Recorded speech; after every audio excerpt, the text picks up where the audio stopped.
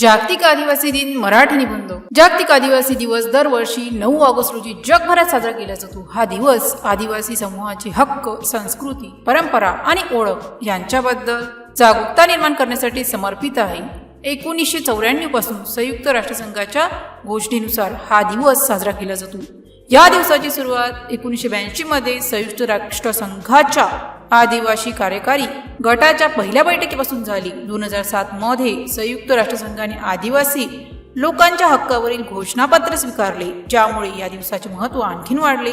उद्देश आणि महत्त्व: आदिवासी समूहाच्या अनोख्या भाषा, परंपरा, ज्ञान आणि कला याचे संवर्धन, आदिवासी समुदायांच्या मूलभूत हक्काबद्दल जागरूकता निर्माण करणे, आदिवासी लोकांना मिळणारा सामाजिक आणि आर्थिक अन्याय यावर चर्चा करणे, आदिवासी समुदायांचे पर्यावरणाशी असलेले पारंपरिक ज्ञान आणि संबंध ओळखणे. भारतात सुमारे 705 आदिवासी समूह आहेत, ज्यापैकी 75 जाती विशेष आदिवासी जमाती म्हणून ओळखल्या जातात. महाराष्ट्रात भील, वारली, कोकणा, गोंड, कोळी इत्यादी आदिवासी समुदाय आहेत. त्यांची स्वतःची समृद्ध संस्कृती, भाषा, तत्सम आणि जीवनशैली आहे. वनीकरण आणि विकास प्रकल्पामुळे आदिवासी जमिनी हस्तांतरण, शहरीकरण आणि आधुनिकीकरणामुळे पारंपरिक जीवनशैलीवर परिणाम, शिक्षण, आरोग्य आणि रोजगाराच्या संधीची उणीव, अनेक आदिवासी भाषा लुप्त होण्याच्या मार्गावर. भारतातील अनुसूचित जमाती कायदे आणि वन हक्क कायद्याची यशोयोग्य अंमलबजावणी,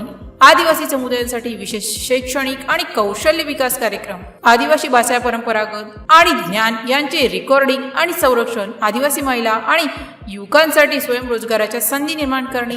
जागतिक आदिवासी दिवस हा केवळ औपचारिकता नसून तो आदिवासी समुदायांच्या संपन्न वारशाचा आदर करण्याचा आणि त्याच्या भविष्यासाठी वचनबद्धता होण्याचा दिवस आहे. आदिवासी समुदाय हे केवळ वनवासी नसून ते आपल्या पर्यावरणाचे रक्षक, पारंपरिक ज्ञानाचे भांडार आणि सांस्कृतिक विविधतेचे अविभाज्य घटक आहे. त्यांचे संरक्षण आणि सक्षमीकरण हे समाजाच्या सर्वांगीण विकासासाठी आवश्यक आहे. आदिवासी हे प्रकृतीचे पुत्र आहे, त्यांचे संवर्धन हे प्रकृतीचे संरक्षण आहे.